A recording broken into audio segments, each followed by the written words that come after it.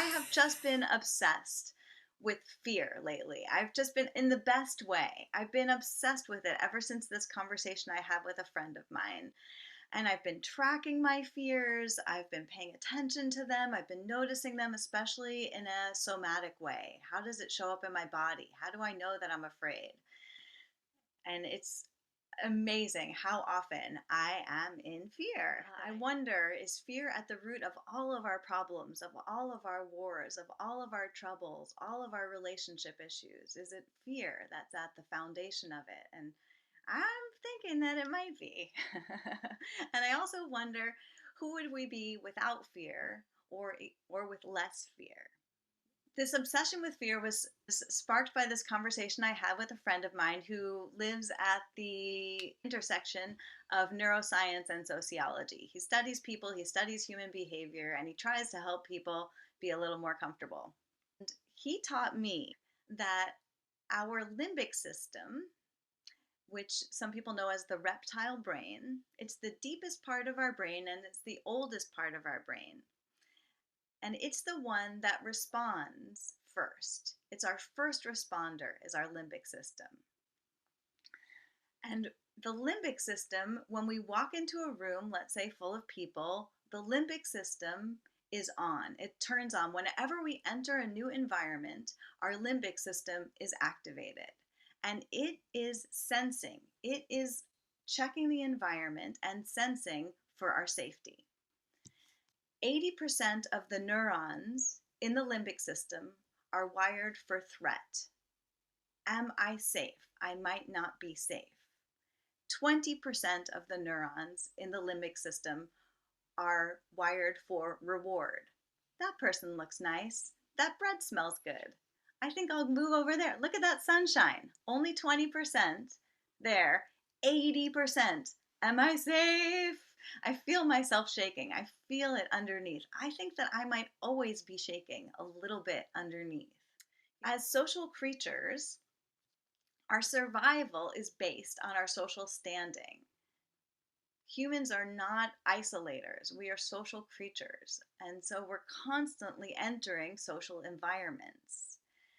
And the brain perceives social threat equally to physical threat.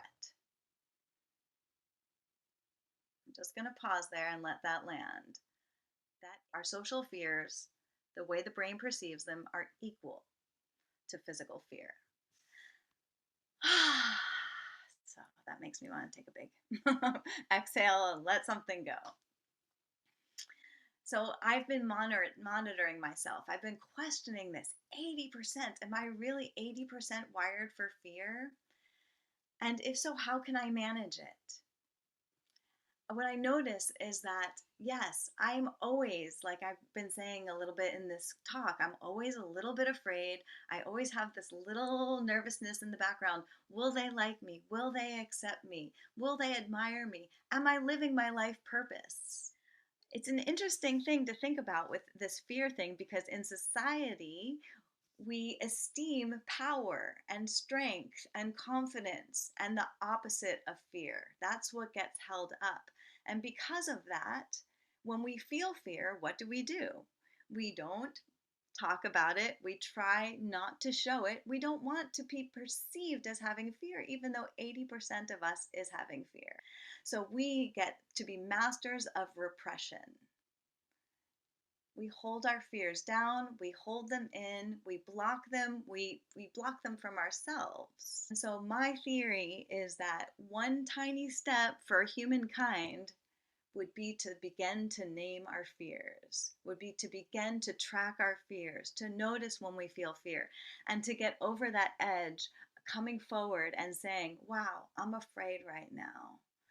And the nice thing about doing that is that every person will be able to relate with us, because 80% of every person feels exactly the same.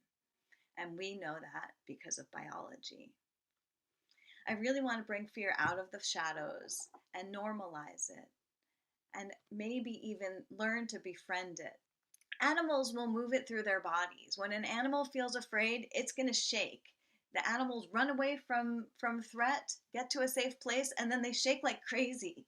But because we are repressing creatures, we hold it in our bodies. We don't talk about it. I have so many jaw issues from not talking about my fears, my poor jaw.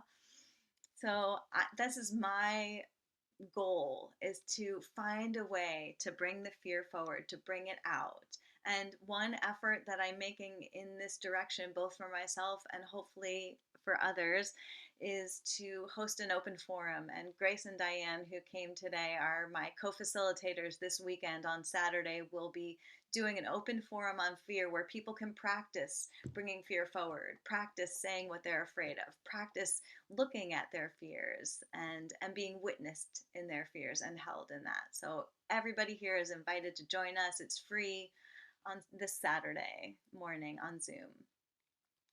Thank you so much, everybody. Thanks for your time.